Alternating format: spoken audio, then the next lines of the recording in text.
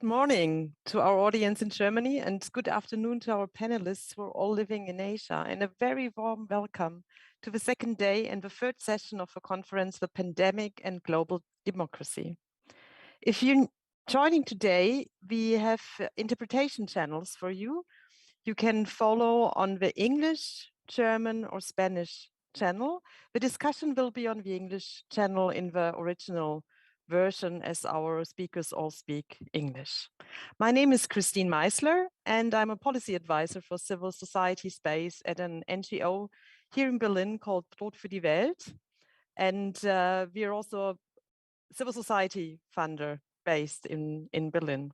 Yesterday, a very first day of 3 great sessions with panelists from Europe and Latin America looked at the links between the pandemic and democracy, at the dependency and strong interlinks between social rights and civil rights, but also at the links between social injustices like the inequalities in access to vaccines and the crisis of global democracy. We looked at the worrying and continuing decline of democracy before the pandemic and during. And it became clear how fragile democracy is, also in the global north. You might have heard of the results of the new Economist Democracy Index launched yesterday. Only 6% of all people worldwide live in full democracies today. Speakers yesterday stressed the decline of democracy and human rights, such as freedom of opinion and freedom of assembly, also because many governments used the pandemic to ban protests, to violently crack down on protests, to deny participation, and to increase censorship and surveillance and arrests. In the next 90 minutes, with our 3 panelists from Asia, we want to look at the new barriers to civil society action and participation. It's a real pleasure for me to introduce our experts. First of all, I would like to introduce Khoo Hooi. She is a senior lecturer, at the Department of International and Strategic Studies at the University of Malaya. She has published many pieces on the situation of human rights and democracy in Southeast Asian countries like Malaysia and Timor-Leste, and leads her university's research group on human rights. The next panelist, Vijayan MJ, is a researcher and writer associated with the research collective in New Delhi, India. He is also part of the Carnegie Civic Research Network, a global group of leading experts on civil society who observes the changing patterns of civic action and civic space. Last but not least, I'd like to welcome Zulfikar Shah. He's a Pakistani human rights defender, journalist, and writer. In recognition of his journalistic work on human rights, he has also been awarded with the Lorenzo Natali Award by the European Commission. Thanks so much to the 3 of you to join us today. Together, we would like to look at recent changes to civil society in Asia, including the effects of measures to contain the pandemic. We will speak about the effects to participation and the effects on different civil society groups. And of course, we also want to look at possibilities and opportunities and how civil society can be creative and innovative, not only in fighting back repression, but also in building forward better. Ying Hooi, as academic focusing on human rights, you're also looking at the situation of civil society actors. How has the situation of civil society been changing in Southeast Asia since the beginning of the pandemic? What are your observations? Thank you, Christine, for the questions. I think I would like to bring to the attentions of recently, we have made a report together with the Asia Democracy Network on comparing the regions of Asia and also the Africas about the impacts of COVID-19 towards the work of civil society. And what's very interesting is that when I look into Southeast Asia and also try and compare with the other regions, there seems to be many similarities when I look at the situations of civil society, how has it been changing since the beginning of the pandemic? So I think cutting across the Southeast Asia region, we can see that the COVID-19 pandemic was accompanied by various approach of lockdowns, and also the discussions about the widening of the wealth and income inequalities, although it is not new, but the COVID-19 has made it so real that there's a lot of focus on these sections in the Southeast Asian regions, in which it has a lot of impacts on the socio-economic and environmental fabric as well. So I think I have 3 observations to share here on how the situation of civil society been changing since the pandemic. I think the first, there's a positive and a negative connotations here. The negative things is that we can see that many governments are not prepared to the pandemic, in which at the same times, we see that the resilience of the civil society, which is quite admiring in some of the countries, because it is not something that we see where I think in the context of Malaysia, if I can use that as an example, we see the activation of the CSO work on COVID-19 relief, even before the government actually offered some of the relief packages and things like that. So this is very and extremely significant, not only in the context of Malaysia, but we also see that in Indonesia and many other countries in the Southeast Asia as well. And when we talk about civil societies, very often we tend to look at it as, NGOs.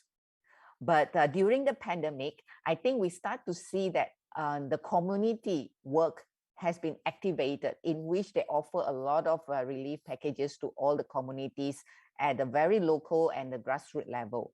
I think this can be seen as it reveals the weaknesses of the government, but it activated the abilities of the CSO despite of the financial resources limitations and so forth. So the solidarity can be quite significantly being witnessed there.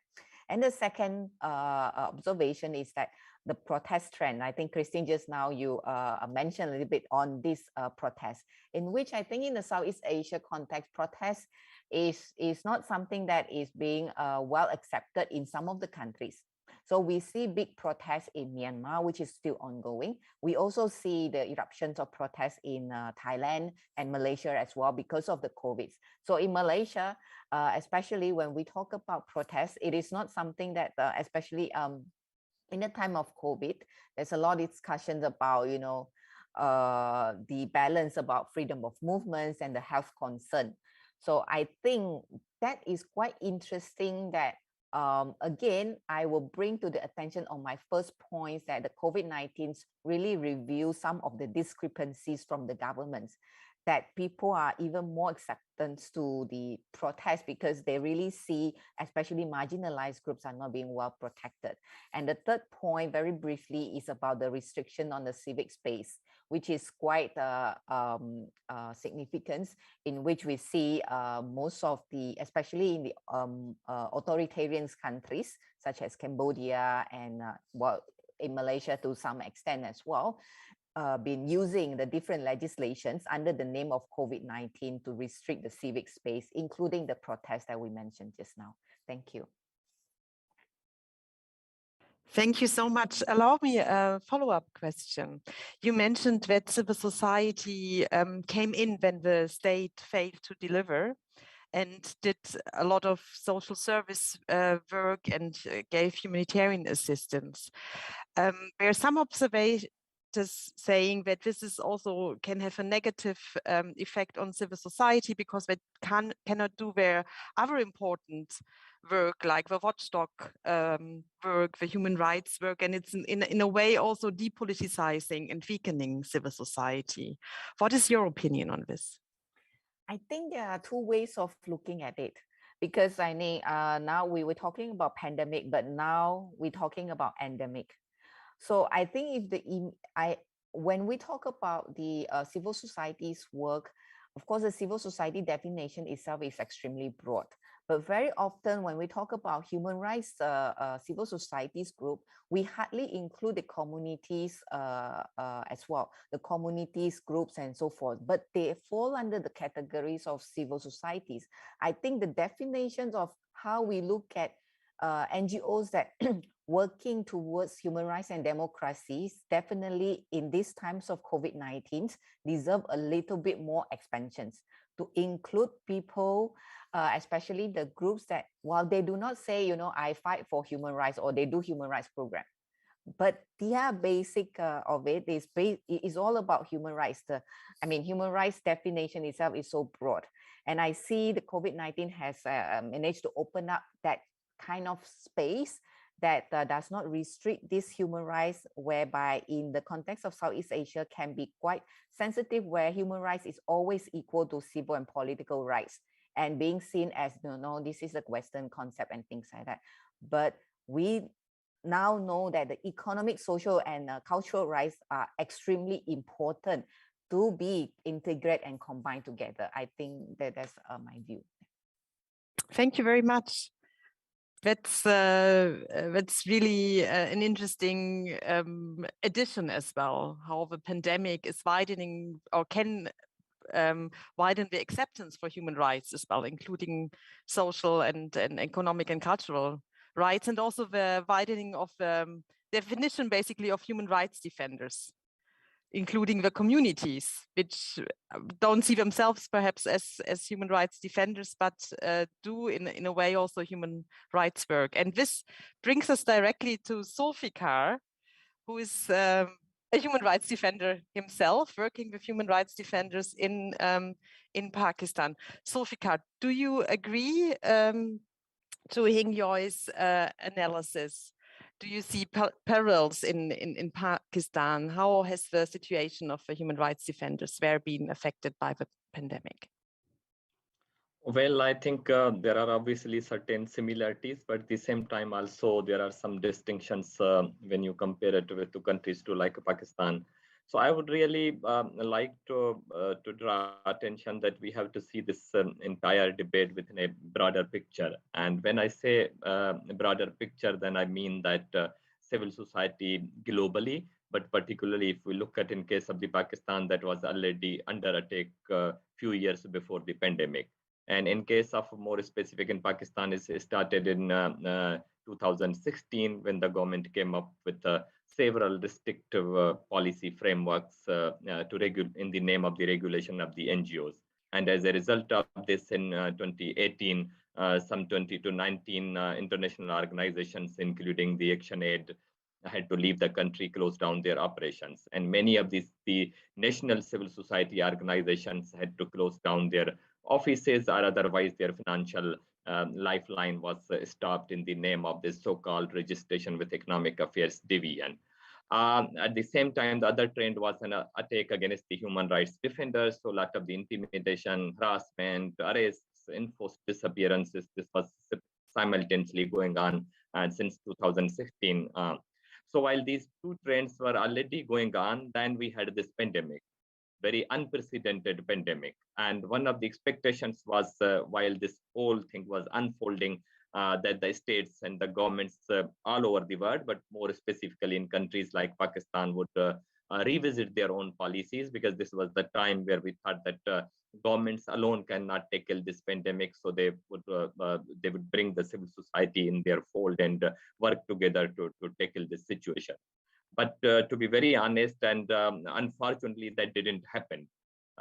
These restrictive measures, this repression against civil society organization, that continued. Similarly, the action against human rights defenders also continued. And what we saw, even a kind of a new impact of the COVID, was more like unfolding in a situation where even our weak democracies got exposed. For example, in Pakistan, a new kind of arrangement was brought in to tackle the pandemic, and this was like we have a democratic system, we have a parliament, we have everything, but they created a kind of out of the parliament platform. It's called NCCO, national command and control center, and everything to tackle the pandemic was handled through this military and the government arrangements rather than looking at the farmer parliament. So I think in such a situation, some of the groups are even kind of more affected due to the pandemic. For example, we work with labor, so the informal labor, some marginalized groups, say religious minorities, Dalits, people with kind of some of their limitations.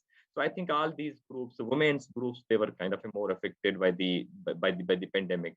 So I would say that in nutshell, to be very honest, we really didn't kind of change ourselves. Our governments really didn't change themselves, kind of have a different approach. And this is what I see totally different from what is the trend in the Southeast Asian countries. Because in case of Pakistan, like the human rights organizations particularly, it might be easy for the development organization which are doing the public service, but for the human rights organization, it becomes very difficult to go ahead with this. Thank you very much, Sofika, for these insights. Vijayan, you listened to your colleagues. You also work on different countries of a region, of course, with a focus on India. What is your analysis? Yeah, thank you, HBS, for this opportunity. And of course, Christine, thank you very much for coming on board and moderating this session. I think it's indeed an honor to be along with Ying, Hooi, and Sulfi here. A quick take on this, but before that, I actually would like to pay my tributes to a lot of our stalwarts from the civil society who we lost in the last 2 years, especially stalwarts like Father Stan in India, who was actually in jail while he passed away. And I think a global democracy and pandemic conversation definitely must pay tributes to all of our people who we have lost in this battle, either martyred or otherwise. I agree with the observations made by Ying Hooi as well as Sulfi. I think they're very relevant. I do agree with also this, I mean, even in the Indian context, I do agree with Ying Hooi's point that we need to think beyond the organized and formal civil society. When you say, for example, the human rights civil society as an example, as she quoted, or as the CSOs as we have known. So if you're looking at some of these countries broadly, I mean, if I can just take India as example in speaking about this, you're looking at what are the crackdown pointers? The Essential Services Maintenance Act, the Disaster Management Act, the Epidemic Act, or in the Indian case, the most notorious, the Unlawful Activities Prevention Act. I mean, you're looking at these kind of laws that are, I mean, colonial in nature, archaic in their character, to be used at a time of a pandemic, which is nothing but a public health crisis. And when you have a public health crisis, you don't turn to the police, you turn to the medical fraternity or the sorority of people who do virology, you do, etc., etc. But this Unlawful Activities Act, I mean, which I call as the Unlawful Act, because it is actually an unlawful act in itself, because it is pretty much against the spirit of the Constitution itself. So aided with a new excuse to control the society during a pandemic, most of these governments that you look at this region, I mean, you look at South Asia, you look at Southeast Asia, you see this trend of most of these governments suddenly becoming very active in terms of curbing the civic rights. So again, going back to the Indian trends, people were literally portrayed as perpetrators. People were portrayed as perpetrators, as some sort of spreaders of the virus. And this is a very, very nasty pointer, but I think it's important that, like, for example, our Prime Minister went on doing election rallies. Our Prime Minister went on welcoming this grand event of welcoming Mr. Trump, the then US President, into India through a Welcome Trump event, Namaste Trump event, and etc. But on the other hand, the working classes were constantly villainized during the pandemic. The minorities were constantly demonized during the pandemic. And, the restrictive measures had a very clear class character to it. the poor and poverty were literally outlawed. You couldn't be a poor and be living in pandemic times. So, and then, increased social polarization. You look at pointers like, social distance is the language used. It is not physical distance, but it is social distance is the language that is used. Or spread of fear, intimidation, the rumors that were allowed to be spread across the country. So scientific methodology, treatment protocols, these were completely replaced with, kind of ministers coming and talking about, how cow dung is medicine for for the coronavirus. So I'm saying civil society on the one hand was damned, silenced, and as Sulfika very correctly said, almost put into jails. I mean, student activists. The first crackdown after the pandemic was declared was on student activists in India. Those who were protesting the National Register of Citizenship or the Citizenship Amendment Act. And on top of that, the Foreign Contribution Regulation Act, very similar to the Pakistani situation, the Foreign Contribution Regulation Act was used to choke the resources of the civil society. So if I'm to just run through a list of just categoric things, crackdown was on labor laws, crackdown was on environmental laws, crackdown was on right to education, the right to assembly, right to information. I know the translators may be suffering, but I think it's important that I list down some of these, because these are the practical aspects of how you see them, because you have federalism under threat, the parliament is overruled, again very similar to what Sulfika spoke about in the right to food, the fundamental right to food stood challenged. And I think that's a classic case where, first they stopped the rations that are given to the poor or the below poverty line people. And then when civil society pressurized, they restarted the rations, but then they made it conditional to vaccination. And that's the worst that you could have done to a country which was struggling with vaccination doses for its population. So I'm saying, the forest department evicting people during a pandemic. This woman came to us during a public hearing and said, when we were all asked to sit at home during a lockdown, what we said that the police department and the forest department were doing, digging up our cultivated crops and burning them down. So I think these are classic instances of how a state behaved. So just to take another minute on this, I think the Indian context, it is important to remember that some of these pointers, but much of renowned Asia's authoritarian regimes, and I don't want to take too many of their names, there are many around, starting from the European border of Turkey all the way to China and India, etc. So classic example again from Southeast Asia, the Omnibus Law, which replaced labor laws, environmental laws, community protection mechanisms, all that. The Omnibus Law suddenly is kind of literally bulldozed into the society. The farm laws in India are a classic case, and that's my last 30 seconds on the first. The farm laws literally, 13 months of agitation, 3 farm laws passed by a parliament during a pandemic when there was no parliamentary mechanism in process literally. And these 3 farm laws completely took away all that the farming sector, the agriculture workers had succeeded in obtaining in terms of farming profits. 730 people gave up their lives during this agitation in a span of 13 months, 1 year plus. And one of the ways in which some of them got killed was a ruling minister's son was driving an SUV over the people. So I think the state went all out.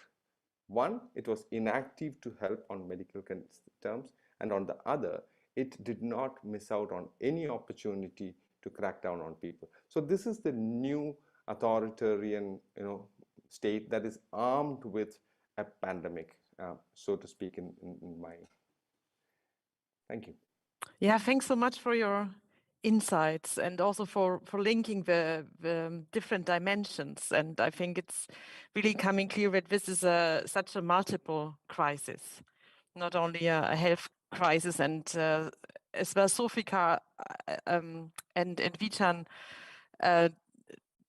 stressed the securitization and the additional power to military and security institutions in all this, and the great failure regarding the marginalized groups and the poor. Thanks so much. Ying Hooi, coming back to civil society groups and civil society work next to repressive measures, where of course many other pandemic measures influencing the travel restrictions, the movement restrictions. We cannot meet today, have a conference. We cannot normally would have had a great event here in Berlin, exchanging, networking, and where the financial constraints, how does this affect civil society in the countries you're looking at?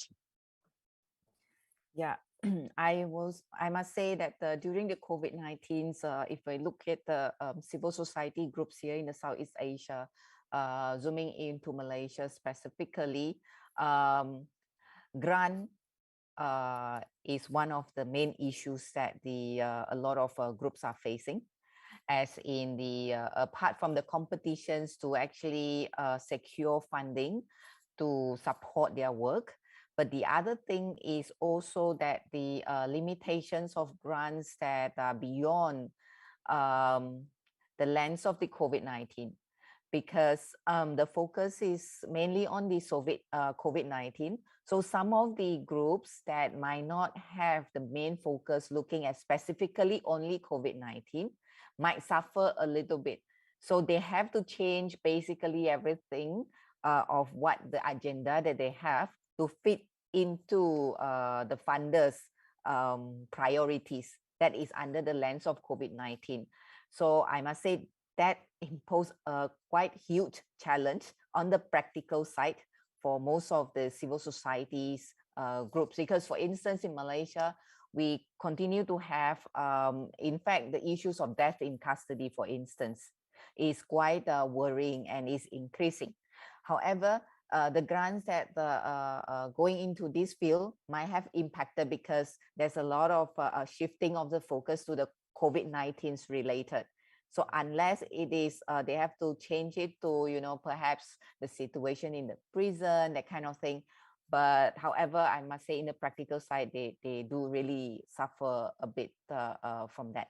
And also the other thing is about the environmental dimensions of this. Not only just the COVID-19, but climate change, for instance. There are many available grants now focusing on the climate change. But how about the groups that might not have this lens also suffer because their issues becoming as less priorities? So I think, but of course, on the more practical side, some of the civil society help each other by forming a lot more coalitions and networks. I can certainly see these trends coming up where some of them change the focus into using the language of SDGs, for instance. Because SDGs basically cover everything and leave no one behind. So that is one of the strategies that some of them been using as well. Thank you.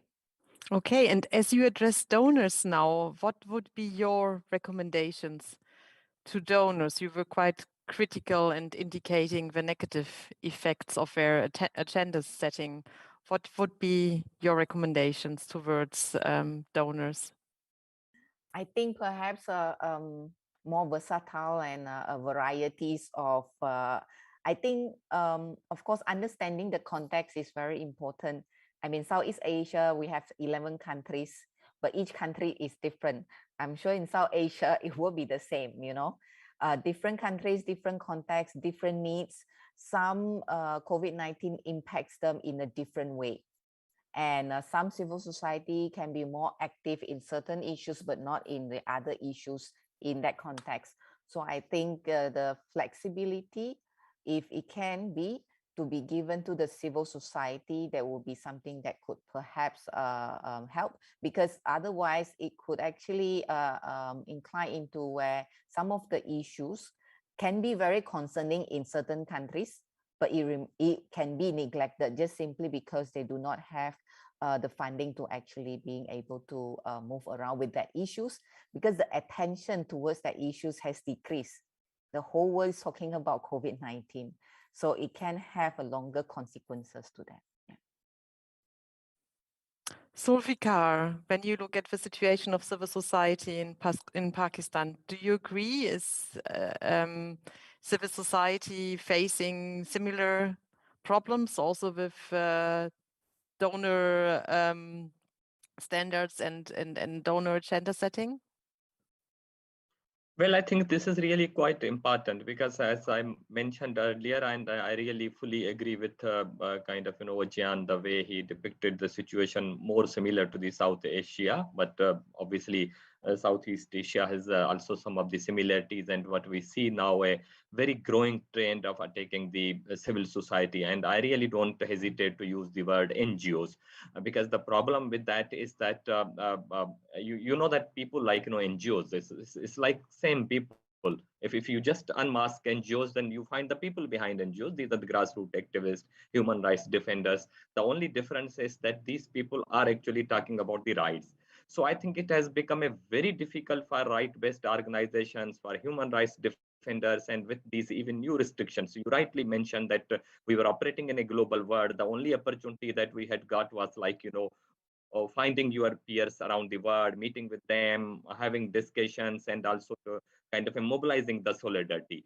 This solidarity actually, unfortunately, shifted to this online medium during the COVID, which I think suited more to the repressive regimes rather than the civil society. Obviously, it brought certain kind of positive aspects as well, but I would find it brought certain difficulties. So I think in such a situation where it's increasingly becoming very difficult for right-based organization, it's quite important for donors to understand this and understand this in a kind of way that what you want actually. So if we look at even these kind of bigger organizations or the bigger platforms, be it UN, be it European Union, be it this platform of SDGs. So I think what you actually want, if you really want to go with the business as usual, you want to support these governments, which are basically most of them like undemocratic, corrupt, power hungry around, and kind of in a way way overwhelmingly in case of certain countries, obviously, but with reference to particularly South Asia and even also Southeast Asia, dominated by the military establishment. If you really want to, they are already being supported by these big banks. If you look at the profile of these organizations, these countries, they've been accessing huge loans from all these international monetary institutions. But what happens with the civil society? You even don't have that financial access point. So I think the donors really need to understand this. They need to support the civil society in whatever way. And I would also say that there is also kind of greater need of a solidarity and support within the civil society across the borders, which is also getting very difficult, particularly after this COVID. Even it was already difficult, even in case of, for example, India and Pakistan, it was already difficult for us to meeting in each other's country, but we found some ways to meet some other places. So I think it's really quite important that we need to understand this, unless and we have to supported these organization voices, human rights defenders, human rights organization. I don't think that we are really going to see a very peaceful and democratic world. So this is how I see the situation. Thank you, Zulfikar. Allow me a follow-up question. You mentioned the importance of meetings for networking, for solidarity, for civil society and NGO cooperation. And you also mentioned the digital dimension, how this became now more important because it was the only way to communicate. Really, we are also doing this now in a Zoom conference. We can't help but using the digital tools, of course, to compensate that we cannot meet. And this is, on one hand, of course, a huge advantage. And you mentioned the challenges. Perhaps you want to elaborate a bit more on the challenges you see with the digital participation formats and what this means also to marginalized people who don't have access, perhaps, or who don't get the information about online consultations, online participation. Well, I think that's really kind of, there have been a lot of the stuff that's coming up to the kind of, looking at the opportunities that these platforms provide. And there's no doubt into it that, been happening even before pandemic, and the pandemic provided kind of, other window or to look into these kind of, means of communication, which I think are very useful. But at the same time, I think the challenge is that, but rather I would say the trend that we observe is, one is that this kind of, increasing surveillance through these digital kind of platforms that's continued during the COVID as well as, and even we see kind of very increasing surveillance of those people who are using the social media increasingly. Even some of these regimes, including my country, are coming with new regulatory framework. For example, there has been already a set of the social media regulations in circulation, and if this is made into action, then you would even require a license to have a YouTube channel, and even to kind of social media platforms. So this is coming into that. But at the same time, I think this really, as Vijan very beautifully pointed out, that during the pandemic, poor people were outlawed. So I think many of the marginalized groups were actually excluded from these platforms. They couldn't access it. So living in the remote areas, living in the rural areas, having even no means to have, you really need to have a proper equipment, proper internet connection. So I think some of these traditional civil society people like us enjoyed that opportunity as well. But those who lived in the grassroots really didn't benefit from this. And at the same time, I would also say that, the kind of the beauty, I would suggest the beauty, but there comes so many other aspects of that, the beauty of meeting physically, having this discussion, coming together with some of the solutions that I don't see that are being replaced by these platforms. And I would really see that, as soon as, obviously there are the opportunities, you still see that the higher government officials and, some of the bureaucrats, they don't, still during the COVID, they don't have these limitations. They made some, how the kind of, managed to get to meet each other, but the civil society and the other actors were really left out. So I think we really need to pick up around that and to see that who were actually excluded during these platforms. Or otherwise, I would say that some people even for the language barriers. So see how to strengthen those voices and look into that, all aspects of this platform, the digital kind of aspects. Thank you very much. And we, of course, also look at the lack of participation on you mentioned the cooperation between India and Pakistan, the cross-border cooperation. We see this regionally, but we also see it internationally, of course, at big conferences, and that civil society, especially from the global south, have problems now participating as other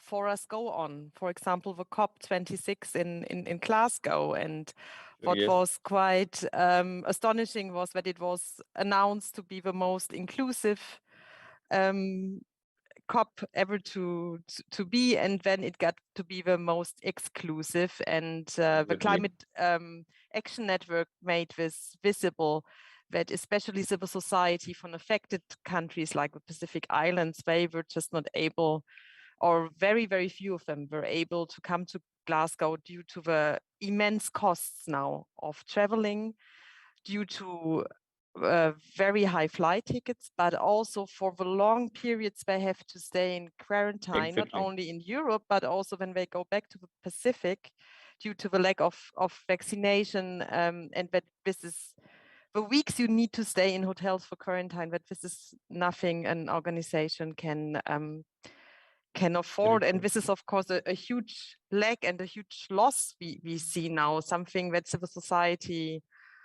fought a lot to have these accesses to international fora, that they are also diminishing. Sorry for this long interlude now by me, but we initially wanted to have a Climate Action Network with us in this panel, so I brought this perspective in.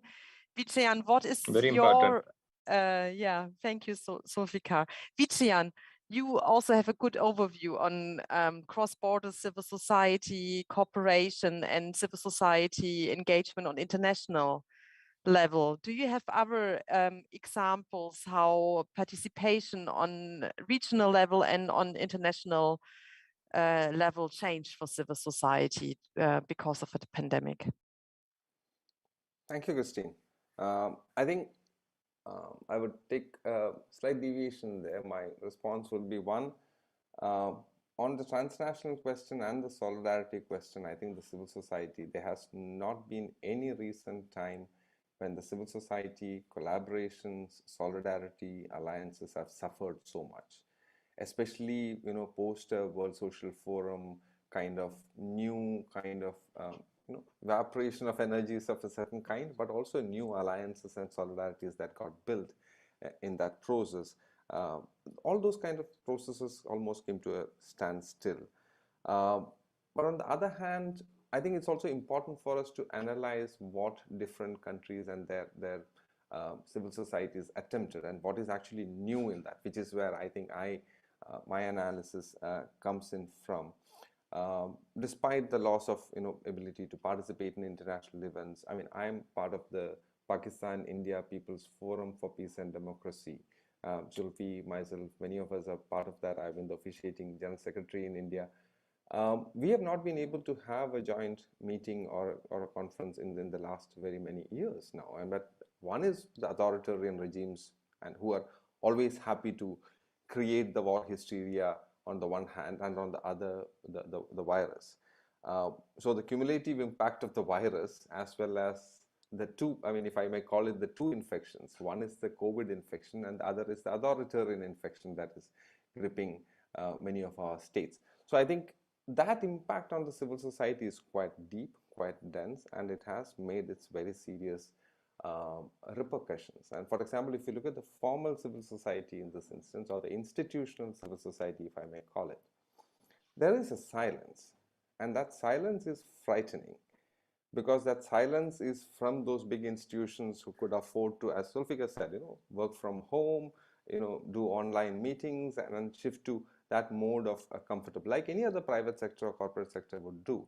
And that sector has actually gone into almost, I would call, an inaction period during the pandemic for many. There are exceptions, of course, and I'm not branding everyone, but I think it's important that there is one section of CSOs that went into almost a comfortable, affordable, if I may put it, silence. The second are the smaller, the more activist, like the more rights-based groups that jumped into, you know, the online modes quickly. They did, you know, a lot of exercises on Zoom and on every other, you know, WebEx and everything else that was possible. Tried everything, tried to do meetings as many as possible, but realized that this is an urban space that we are getting into. We are not able to access, as Zulfi said, we are not able to access the rural population, our community leaders, our people in the ground, etc. But they still tried. I think in the Indian case, one of the real, you know, noteworthy examples was this reimagining the future, a series of webinars that were done within civil society, bringing together diverse trade unions, women's organizations, you know, child rights groups, all of them into a reimagining effort. A third is a significant, or if I must call it, like, you know, this is online, but along with that, they made a lot of efforts to reach out to the rural population. And there are like examples of the All India Union of Forest Working People in India, or the Fish Workers Forum, that managed to do 5-country blue economy tribunals during this. I was quite amazed about the fact that the fish workers could actually get together this act and actually do these programs. And I think they are outstanding examples of how communities made their own effort despite all the challenges that Christine, you mentioned about, you know, not having smartphones, not having, you know, digital gadgets always with them, etc., etc. But I think there was a great level of solidarity that got built in those processes too. None of them replace the actual physical solidarity that is required, especially among political, civil society, rights-based political activists. And I think that is irreplaceable, having said this. But amidst these attacks, and that's my last point, amidst these attacks on the civil society, arrest of leaders, etc., that were happening, the people neck dived also into a lot of food solidarity and medical solidarity work. And that, I think, should go noticed, especially at a time when we realize that governments had literally abandoned people in a lot of instances. When governments abandoned people, it was important to see and noteworthy to see that people were standing up, and those were the informal CSOs, or the collectives, the people's collectives, or the youth collectives, or urban rural nature. And I think, they continued the opposition against state crackdown on the one hand, and made sure that they were also available amidst the people. And I think that's the hope. Let me put it that way. I mean, that's the hope of the future, that we have a new civil society reordering that is happening somewhere, and that's offering a lot of hope. The key challenge here is how can we reimagine our vision, goals, objectives, and reinvent our own strategies. Yeah. Thanks so much. We will hold this idea of hope and opportunity. But before, I wanted to ask Ying Hooi another question. Ying Hooi, you are scientist, you're working at university. We speak a lot of space for civil society, but we also know that space for academics and academic freedom is under pressure worldwide. And I wanted to ask you, where do you see the chances, but also the challenges for academics to speak up against human rights violations, but also how you yourself or your colleagues are affected by your own space problems, by the violation of your academic freedoms? Well, if I put it into the context of the pandemic, and also if I'm using the data coming from the Academic Freedom Index, there has been, at least in the Southeast Asian region, there has been not too much of a very significant decrease of this space of academic freedom, simply because of the pandemic, because the academic freedom space is already being restricted to certain extent even prior to the pandemic. And I think the situations of whether before or during the pandemic, the human rights space of us speaking up against perhaps the authorities and so forth remains still the same, just that there are more legislation seems to be being used for the freedom of the movement. So I would not, to summarize it, I would not say simply it's because of the COVID-19. Perhaps in some countries, they could be different depending on how the context of the countries. But certainly in Southeast Asia, if for instance, just now Vijayan was talking about omnibus law. So that's about the freedom of movement. If I put it on the protests, but the protests went on in Indonesia, and then arrests were being made, but those are the things that we have to already deal with it even prior to the pandemic. Just that I think there's more layers to our to the restrictions of the movements, to the benefit of the government to some extent, when especially the cases of COVID-19 increase. For instance, now because of the Omicron, the cases of COVID-19 has increased basically in most of the countries in Southeast Asia. So that space, you will see right away, it will shrink under the justification of COVID-19 that can impact on our work. Yeah. Thank you very much. So at the end of the discussion among the three of you, I would like to come back to this idea of hope and opportunity, which Vijayan just mentioned. And I wanted to ask you, Zulfikar, do you see this glimpse of hope as well in Pakistan? Do you see civil society strategies, reactions which give you hope as well for the future? Well, again, to be honest, that we don't have another option. So just need to be hopeful. This is our country. This is our world. This is our region. We live in these countries. Our children live in these countries. We see their kind of faces every day. So we have to kind of re-energize ourselves, re-strategize ourselves. And this is what we've been doing actually even during the pandemic. While if I look at one of the benefits of the pandemic is that while you are staying back at your homes, you have that kind of energy as well. So I think it's really good to see that despite all these limitations, I can see a lot of the new young generation coming up using these new platforms, for example, the social media. So it's not, while Vijan and was rightly mentioning about this traditional civil society, I myself, I really don't see that there is a replacement of this established civil society or established trade unions or other institutions. But I think we really need to accept this new lot of the people who are actually so many kind of people, say climate activists. During even pandemic, we saw in the city of the Karachi, people are doing this climate march, and so I think these people are really hope, young people who have a lot of the access, particularly through this digital media. So that's one hope. But at the same time, I think people like us are also keep fighting with all our limitations, but we are really not given up. We've been using all the peaceful means which we have on our disposal.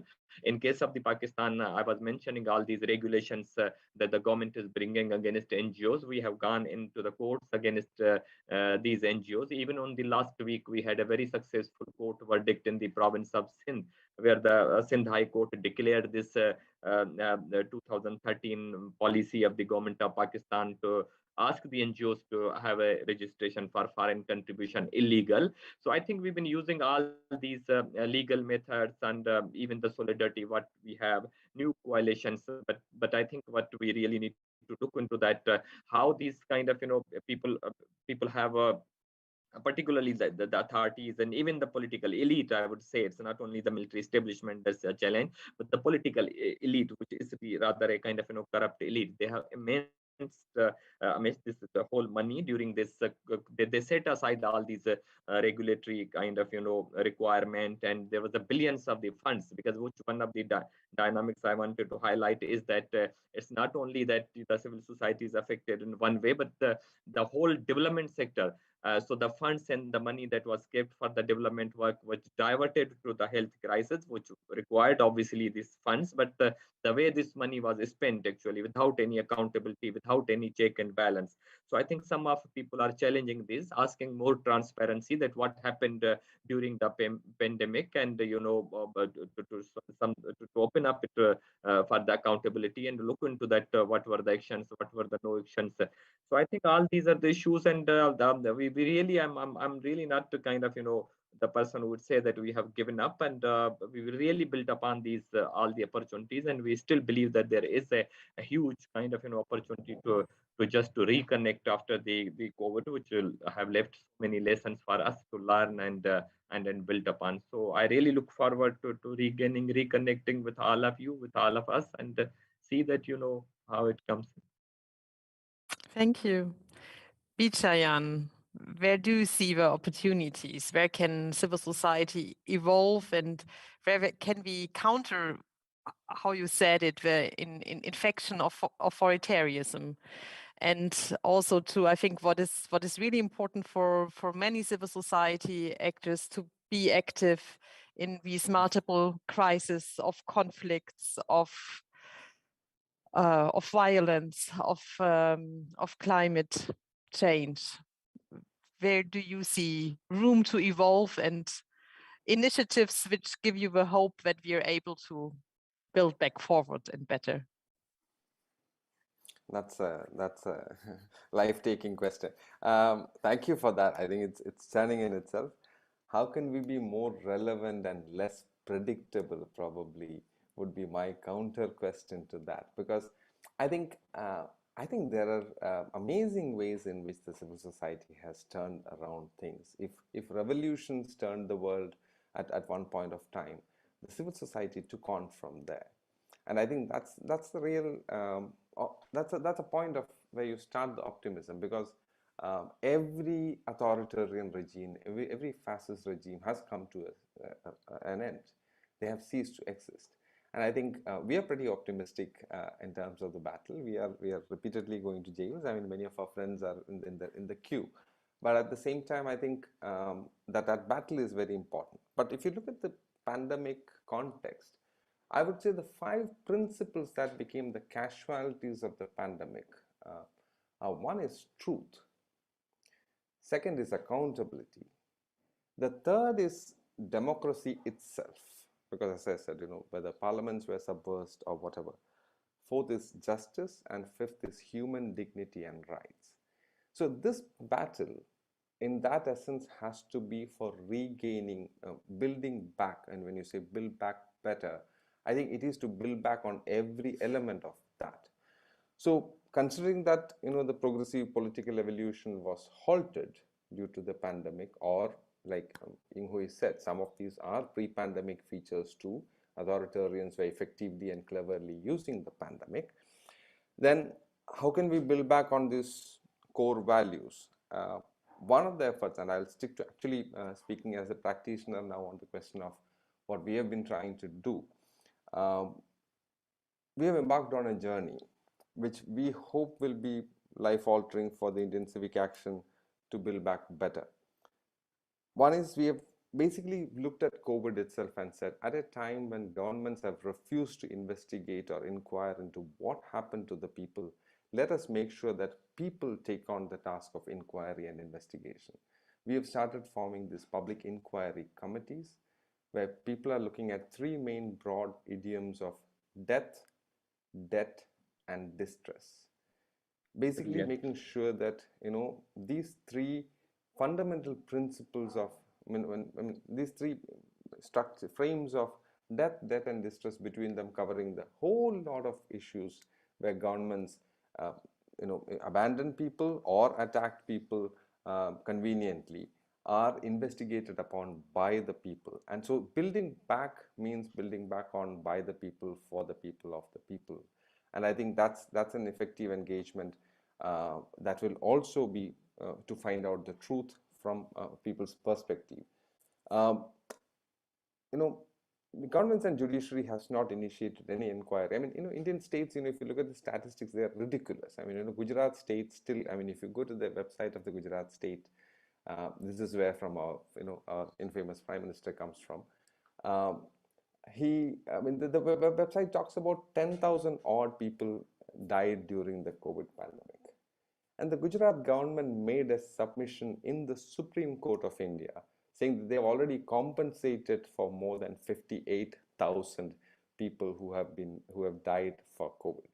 Now, they themselves, by their own admission, saying that 58,000 plus people have died due to COVID. But on their website, this is where the point of casualty of truth is to be very, very seriously taken, because on their website, they are saying 10,000 odd people have died. So I think this whole thing of the price of life having been taken for granted by the states, I think people are the answer. And people's mobilizations of new kinds, where people themselves are empowered with the task of holding the state accountable. And I think for this, civil society will have to re-understand its own engagement too. We cannot be doing our own brand selling anymore. We cannot be as banneristic and holding our banners everywhere. We have to have the trust in the people to say that it has to be people first. And I think that is where the investigation, we are trying to build a system where there are people's commissioners from experts and others who will back up these public inquiry committees and build a large volume of work. And this is not just to grieve the dead. This is to make sure that people are empowered to challenge the state structures as they stand today, where people cannot be taken for granted. So this reinventing of civic mobilization for me is an interesting way to look at how civil society could reimagine its own role in authoritarian times and in authoritarian regimes. We have been holding this several public hearings in the election-bound states in India now, and it just vindicates the fact that despite a lot of communalism being thrown to people, despite a lot of divisive strategies being thrown to people, people have continued to raise death, debt, and distress as the key pointers from their own language. And I think that's a great vindictive point for these kind of new initiatives to launch themselves. Thank you. Thank you. Oh, thank you, Vichara, for these insights. And I think we could continue now with many questions among the three of you. You touched on truth and accountability, and I think we also see in the recent years about the crisis also of communication, of pressure on the independent media, on conspiracy theories and fake news. It would be interesting to continue here as well, but I think we could go on forever and ever. I would like to echo Barbara Unmusig's comment to thank you really for all your interesting and important insights, and not only for this, but really for the work you're doing, and also for the hope still you're having with it, and the this continuation is really something which gives us hope as well. Thank you very much for this part of the discussion, for all your insights. We will now open for the questions, and I would like to ask Luisa to get in with the questions from the audience. Yeah, we indeed got many interesting questions, and I would start with two. The first one is, looking at the example of COP26, do you see a need of different tools and institutions for civil society to influence global governance? And then another one refers to Vijayan's hope of reordering civil society. What do you think is needed to make this going to happen in an emancipatory way, and at the same time in growing authoritarian contexts? Vijayan, as we have this question directed to you, do you want to answer it directly, and when we get to the COP question? Sure, as you wish. Just a quick response to that. I think it involves several levels of recommitting ourselves to the frame of people first, as I said. I think there has been a very serious and aggressive levels of institutionalization that one has seen in the civil society, and we need to rethink that order.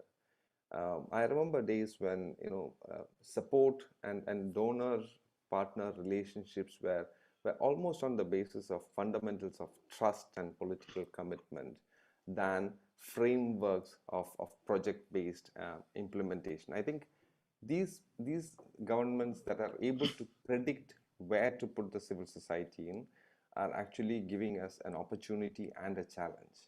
We need to probably think of more subversive ways, if I may put it that, but we need to think of more creative ways of engaging in solidarity, in new kind of alliances, in identifying newer actors within that framework of informal civil society that one sees emerging all the time, and probably also make sure that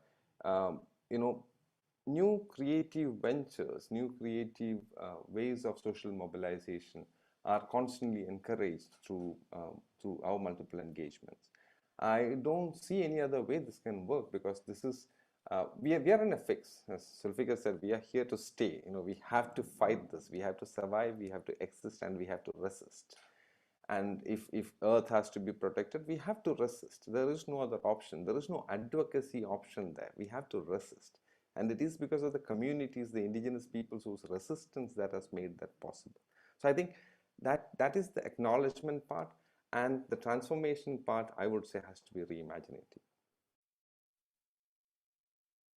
Well, may I add to this? Of course, please go ahead. Yeah. So one thing is that I think this has been rightly kind of pointed out that we have to re-strategize, and when we say that re-strategize, I think there are many ways and means that you can do, and we have even started doing it.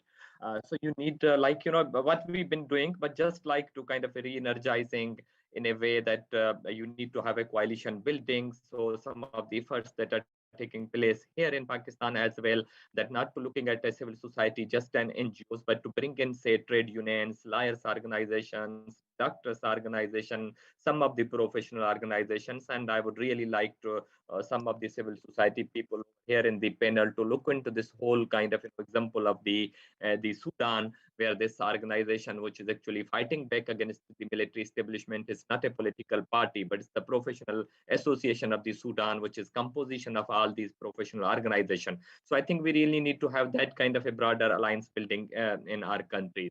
And the second point is just to open up. So these traditional, rightly mentioned by Vijan, these traditional state building, civil society and NGOs, I think we really need to get out of that kind of a skin and to be open up for those new kind of, breed of civil society, young people, with whatever kind of, obviously these are aggressive people. They have their own kind of, frustration. So need to that. And the third is to also kind of, link up with this whole frustration that the common people are actually very angry. This educated a lot in countries like Pakistan and India, which have really nothing to hope for. They have no education, they have no employment, they have nothing even now during the COVID, what happened actually. In case of Pakistan, this is really kind of, very unfortunate. And maybe in India, that after the 1 week, everybody was talking about food. Everybody was talking about during this lockdown to provide food. So it means that we knew that people even don't have a food or don't have the means to kind of, eat beyond 1 week. So I think linking up with all this kind of, frustrated, I would say the angry lot of people, and then obviously objectively building upon. We have some of the examples. So providing that kind of a leadership and connecting with the political leadership. All these are the political issues. They have a political solution. So need to be connected with the political kind of, and I also second that, we need to also kind of, link with this global opportunities, be it the UN mechanisms or be it the SDGs. We need to look into that, how we can build upon within these and to have a stronger linkages. And that brings me to this question regarding the kind of, COP26, that despite of all these limitations, but I think the COP26 has kind of, reinvented a debate on the climate around all of these countries. Obviously, some of them performed poor. I can see even in Pakistan, there have been follow-up meetings, there have been follow-up consultations. Some people are really challenging some of the traditional, for example, this whole debate around the energy, that how it's going to be, for example, in case of even Pakistan, some people are resisting this coal-based energy. So I think there have been a lot of the activities going on. We really need to kind of, look into this, even document these, participate in these activities, and see in whatever we can support. But to these platforms like this, we are utilizing today to be more active in organizing these kind of think tank type debates, which would definitely contribute. Thank you. Thank you so much, Zulfikar. Ying, would you like to answer the question as well? Yeah, I like to add on about the when we discuss about opportunities for the civil society. I have 2 points to raise here, especially in the context of Southeast Asian region. So the first point is about these interesting things about when we talk about repression versus mobilization nexus. So I think the COVID-19 has strengthened this thesis about these both nexus, state repressions versus the mobilizations of the civil society, does not mean that when the state repression is very high, mobilizations can be reduced. I think in many cases in the COVID-19, there are cases to prove that it is not necessarily to be run in that way, where especially in this point of times, one of the challenge by a lot of Southeast Asian civil society is in the ASEAN context. Cambodia now is the ASEAN chair, and Cambodia is known as one of the authoritarian governments, and there's many rooms that have been closed for the engagement of the civil society in that context.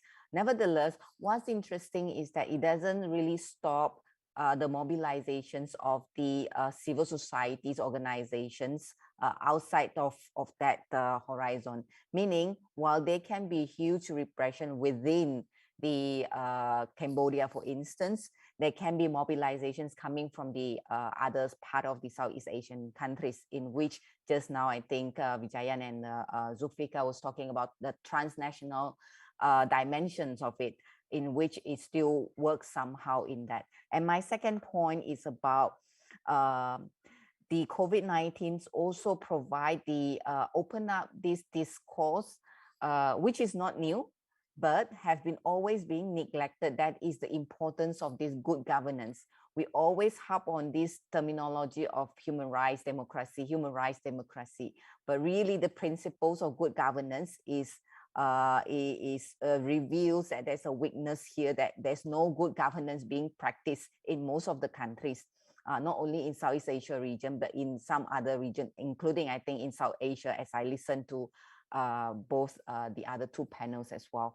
And this then opens up to another challenge, and also the opportunities for the civil society groups working on human rights, is that the correlations of economy with democracy.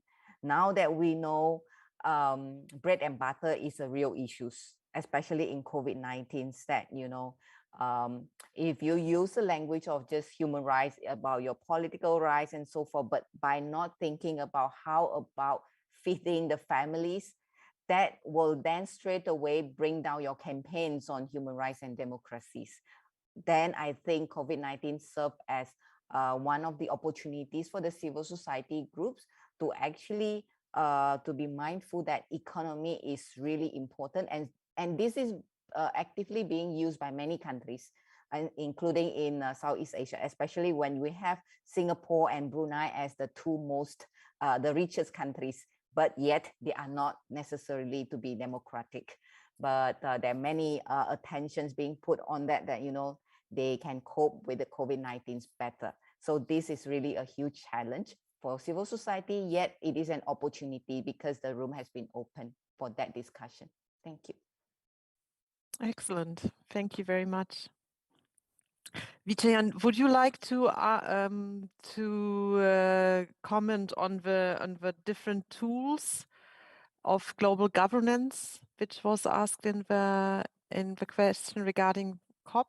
Does civil society need different tools to influence global governance better? Yep. And as I said, I mean, I wanted to quickly also, I was trying to understand Ying's arguments from the perspective of a rights-based approach as well, or a political approach, where I think many a times the communities that are put into these battles don't choose for it. You know, it's not that they want to fight for human rights, or they want to fight for justice, or they want to fight for better governance. And I do fundamentally hold a difference, with all due respect, to the framework of good governance itself. I think good governance is a misnomer of a colonial time. There can only be democratic governance, even at the cost of sometimes it becoming populistic. I think there can only be democratic governance, because good governance is like the magnanimity of the Queen. And I think that's the magnanimity that we do not want for the poor to be subjected to, because it is a very relative term in that. But coming to the question of tools, I think, as I was saying, the fundamental understanding that, you know, if climate is being preserved, for instance, in the question of the COP, where do we start recognizing those very communities who have been the primary climate warriors for the last several decades and centuries, who have made sure that despite the Industrial Revolution and colonization, the forests are still to a great extent intact, and that the seas are still not, though blue economy is pushing, still intact. So I think that recognition for those communities, along with the realization that they are the primary, they are also primarily the frontline affected communities from the climate disaster that is unfolding in front of us. It's not future that we are talking about. We are seeing the climate impact in a steadfast way. So I think that that realization has to also bring in a new language to the civil society in terms of taking on the states. Because I think the more we get caught up only on the negotiation tables, I think the more we also become technocrats and techno-resolutionists. And there is a problem there, because then we will be taken away from the people, and there will be new civil societies that will get formed. And I can Thank see you. that, this your new kind of, the public investigation committees. I think one of the tool, it used to be kind of, used in old days, but with these new tools available, like, this social media, these findings can now go to thousands of people, hundreds of thousands of people. Vijayan, I really see this very promising, and I really look forward to see some of the results of this initiative. Ying, I want to give you the opportunity also to respond to Vijayan. I guess you have different definitions of what good governments can, how it can be defined. Do you want to respond to him? Yeah, I know in the context of South Asia that especially in India, you have a good governance day. If I get that facts correctly, but I think in the Southeast Asian regions, at least in the work that we're doing, I don't think the civil societies have been using the words of good governance as much as before, as the usage of the words such as human rights has been backfired, especially when it comes to issues like LGBTs, marginalized groups, refugees, migrant workers. So during the pandemic, it has sent the signals to a lot of civil societies that they kind of stop using those language, those terminology. Rather, they come with the creative terminologies and terminology that doesn't sound like, because human rights in the Southeast Asia context, very often people would think about political civil rights, as simple as that. So that, because Southeast Asia, 11 countries, we hardly get any really democratic countries. And cutting across the 11 countries mostly have the authoritarian elements. So the awareness of human rights and democracy is generally low. If you ask any people on the street, they might tell you Singapore is the best democratic countries in the Southeast Asia, simply looking at the lens of the economics, and the also involves the governance as well. Hence, that's why I mentioned of course, there can be different definitions of the good governance and the frameworks and the tools that we use. But I think underlying with that transparency, freedom of information, the availability of data is still remaining as a challenge that can actually impact on the work of the civil societies as well, and especially in the times of the COVID, where there has been a dispute about the numbers and the vaccinations, equalities, and so forth. Thank you very much. Louisa, I think we have more questions. Do you want to bring in more? I think we probably would focus on the questions and not so much on comments. Yeah, there are so many questions, and also this is why I want to refer to the next panel, the fourth one at 4 p.m. There we will continue to speak about participation of civil society, because there are so many interesting questions around that topic. But I'm going to ask a few more. So the next one is, how are the NGOs organized internationally for the future against the authority-driven governments? And then there is another one, where do you currently see the biggest drivers, including misinformation and disinformation by special interest groups? And how crucial is the pandemic for strengthening those groups? Thank you. Let's start perhaps with a question on countering authoritarianism. And I think that probably, especially in Asia with the Chinese model, and the Chinese model winning also more supporters. This is a very, very and increasing its influence. It's a very, very relevant question to all of us. Zulfikar, do you want to? Well, I'm really very straightforward that I don't believe in this. This is what even kind of more propagated in Pakistan, particularly the Chinese model. Even my model being presented as a counter kind of poverty eradication kind of program that since China has kind of overcome this, so why can't Pakistan, while keeping all these people silent? And similar example, I really don't think that Singapore and Brunei are a good example, or even Turkey is a good example. I would say that we being a civil society, that the global as well as the regional level, at the country level, I think we really need to have a very clear positions. This is what I see also one problem within the civil society. While we welcome this new kind of entrance in the civil society, some people are like really selling as superficial. Some people get into this what we call now these days a Facebook or WhatsApp or kind of Twitter activism. So I think we really need to be very clear in our positions, and our position is very clear. That's a principle-oriented democratic position, that the democracy is the only solution of all these problems. And obviously, we mean by participatory democracy that need to be refined, that need to be adopted in a various kind of cultural. But what Vijayan very beautifully kind of mentioned, that now it was not the kind of a government by people, for the people, of the people, but now even the people have to take this responsibility to investigate even from their own perspective. So people's commissions, people's oversight, people's accountability, I think all these new ingredients we need to have. And this to kind of what I always say, that these are really not kind of new tools. These are common sense tools. You need to just re-energize an activity scenario. And this is what you see even with all limitations. What's the positive about the Europe is what you see an active citizenry over there.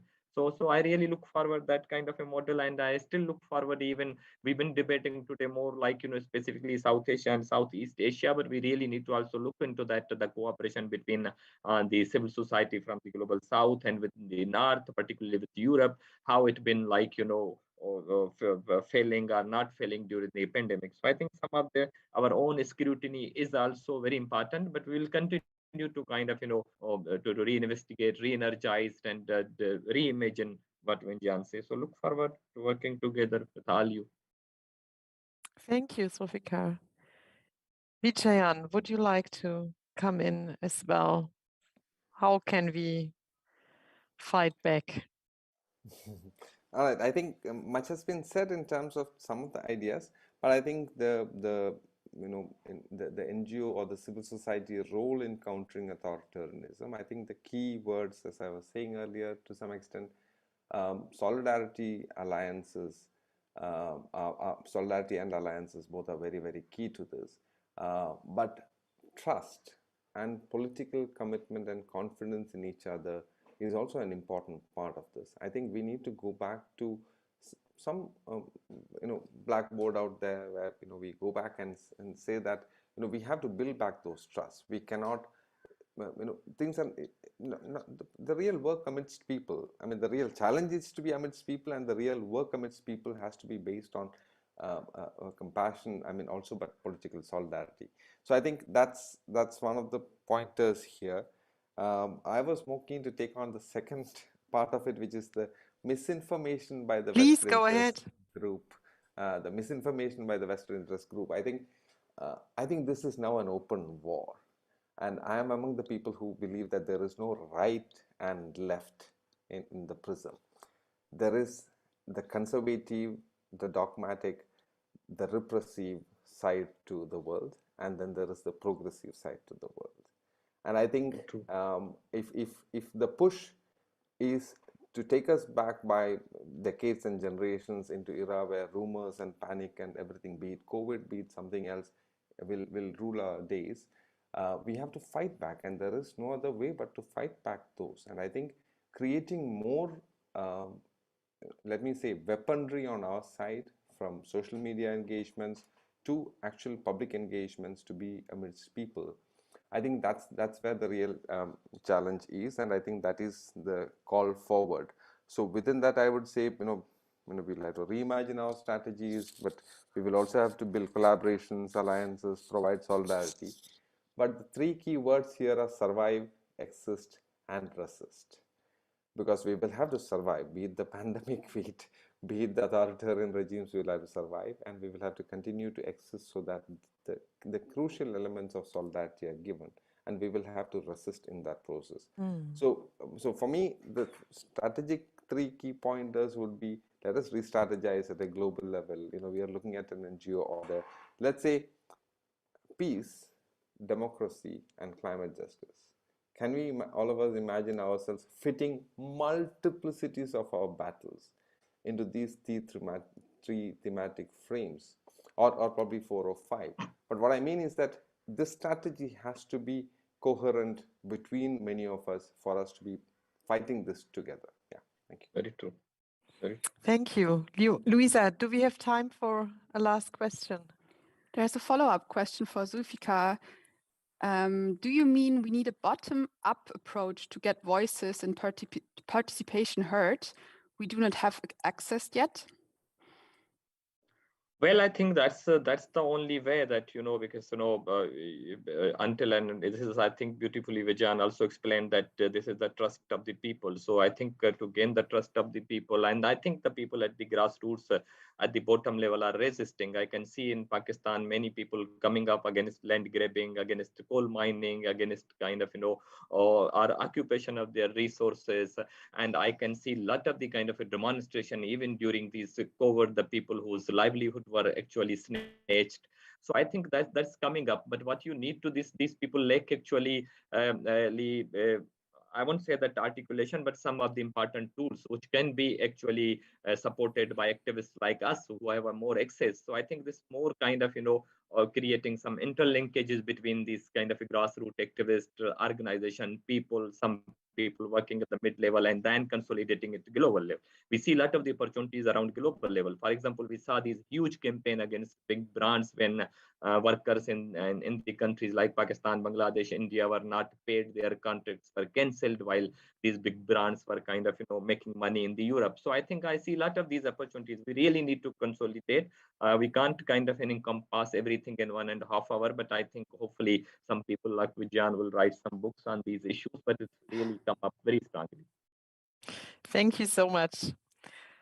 I would like to give all of you the chance for a last statement, and also perhaps for a recommendation if you want to German decision makers, to the German civil society, if you would like to. I would like to invite you in any case. Ying, Hooi, would you like to start? Yeah, just a very short one, build up from that questions about NGOs organized internationally. And that's precisely my recommendations will be thinking that there have been a lot of focus on how we should strategize ourselves internationally. Rather, I would think in many instances, actually localizations can be even more important.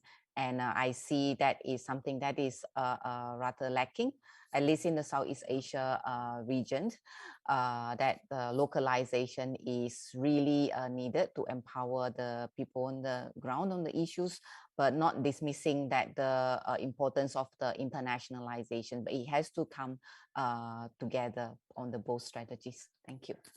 Thank you. Yeah, it's true. We talked a lot about the international level, not so much on the local. Thank you for adding this. Vijayan. Well, I'm hardly in a space to recommend anything to, but at the same time, I think the lines are now pretty clear. I mean, as I was saying, these two different virus infections that we are in, I think the lines are pretty clear because on their side, there is repression, there is oppression, there is divide and rule, there is polarization of society. And there is almost like a situation where, there is a declaration of war on people that has happened, especially during the pandemic. I mean, we saw the amount of police excesses that happened, etc. Let us remember that we don't have those weaponry. We can't oppress back. We can't repress back. We can unite. We can't divide, because those are fundamentals of our existence. But let us remember also that every hour of our silence away from people gives them more opportunities to take away the rights, the environment, the mother earth, the land, water, forest, health, economy, and the very civilization in which we are building. We are talking about build back better, and I think those silences have to be broken. And at every level, people have to work towards breaking our silences. And I think our silences, if those have aided these demons to become demons, I think we need to get out onto the street. We need to get onto the online platforms. We can do those multiple things. we can reimagine our own collaborations. But I think our silences will have to be broken, and I think that's the one ground rule. Thank you. Thank you. And Zulfikar. Well, I'm really very straightforward because just a kind of, yesterday I was speaking a friend in Berlin, and I'm a German friend, and the similar question came up that I just started explaining all these limitations that we have. And he was saying, okay, Zulfikar, that we are very limited. We can't do kind of, much or something like that. But I just like responded to him that really you have not tried to do enough. So I would really say to the German people, the German government or German NGOs, that I don't think that you have done enough to kind of, support your kind of, peers in global South. So let us see that there are many opportunities where we can just work together, that the situation can be better, not only Pakistan, India, and Cambodia and Myanmar, but also globally in Berlin, everywhere in the world. So I think there's a lot of the opportunities that we need to sit down, work out the details. Thank you very much, the three of you, for all your important insights, your knowledge, and for sharing with us. Thank you.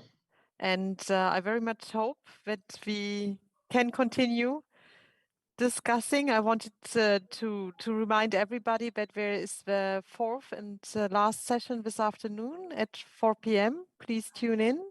And I would like to thank again everybody, the interpreters, the technical support, Louisa, and of course, our panelists. Thank you very much. Bye-bye. Thank you, Christine. Thank you. Thank you for your moderation and your cooperation, everybody. Thank you very much. Thank you, and bye-bye. Thank you. Bye.